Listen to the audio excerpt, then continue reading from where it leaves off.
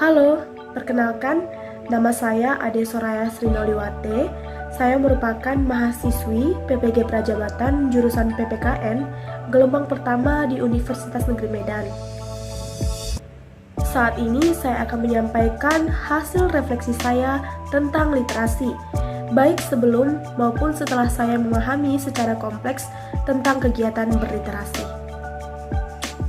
Harapan saya, melalui video refleksi ini dapat menjadi penambah wawasan kita tentang kegiatan literasi, sekaligus bisa menjadi motivasi untuk para pendengar dimanapun berada untuk dapat menerapkan kegiatan literasi di segala aspek kehidupan. Selamat menyaksikan!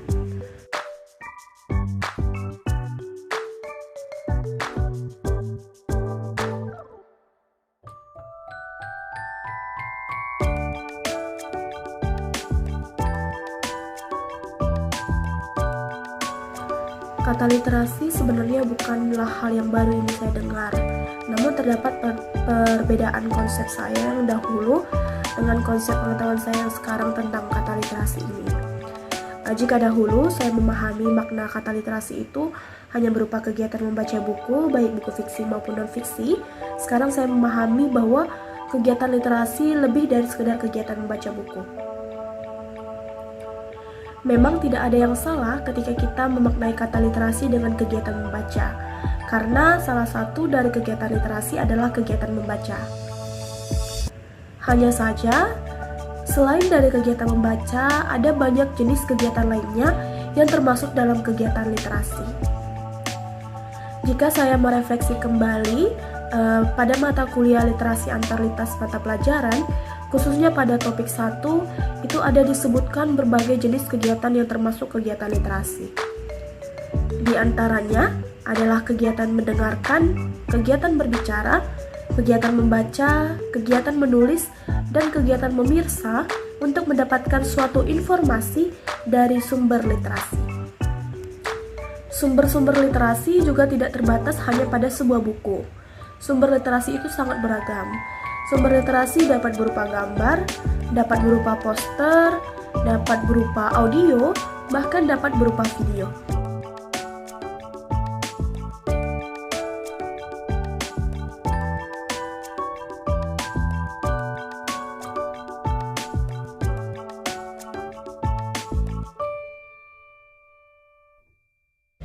Berdasarkan pengalaman saya sangat yakin bahwa kegiatan literasi ataupun budaya literasi yang diterapkan itu dapat menjadi dampak dan pengaruh yang baik bagi kehidupan kita.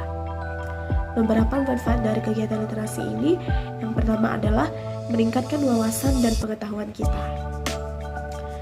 Dengan banyak berlatih literasi ataupun dengan banyak menerapkan kegiatan-kegiatan literasi seperti membaca buku ataupun melihat gambar, melihat poster, mendengarkan audio ataupun mendengarkan video, itu akan dapat menjadi suatu sumber informasi yang akan menambah wawasan dan pengetahuan kita tentang banyak hal. Manfaat yang kedua adalah melatih kemampuan berpikir kritis kita.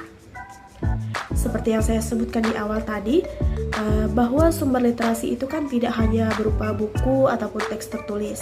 Nah, sumber literasi itu bisa juga berupa gambar dan berupa poster. Nah, dengan adanya kegiatan literasi ataupun penerapan budaya literasi yang secara terus-menerus dilakukan, itu akan membuat kita menjadi insan yang memiliki daya pikir kritis.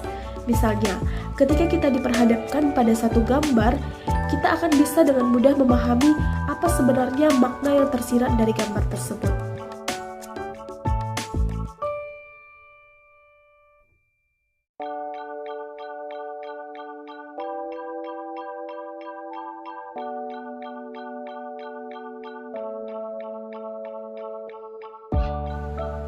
Sebagai seorang calon guru, ada dua hal yang akan saya lakukan sebagai wujud nyata kontribusi saya pada pengembangan budaya literasi.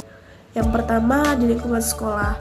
Di lingkungan sekolah, saya akan mengupayakan lingkungan akademisi yang literat. Nah, salah satu hal yang akan saya lakukan di lingkungan sekolah ini dalam meningkatkan ataupun mengupayakan lingkungan akademisi yang literat, itu dapat berupa pengalokasian beberapa menit dalam pembelajaran untuk melakukan kegiatan literasi. Jadi kegiatan literasi ini akan dilakukan secara rutin, di mana kegiatan yang akan dilakukan itu tidak hanya berupa kegiatan membaca buku, membaca artikel, ataupun membaca tulisan-tulisan tertentu. Namun kegiatan literasi yang akan dilakukan dapat juga berupa mendengarkan audio ataupun mendengarkan video yang relevan dengan pembelajaran yang akan kami pelajari. Langkah kedua ataupun hal kedua yang akan saya lakukan dan ingin saya wujudkan itu adalah penanaman budaya literasi sejak dini dan tentunya sesuai dengan tingkatan. Demikianlah hasil refleksi saya tentang budaya literasi. Terima kasih.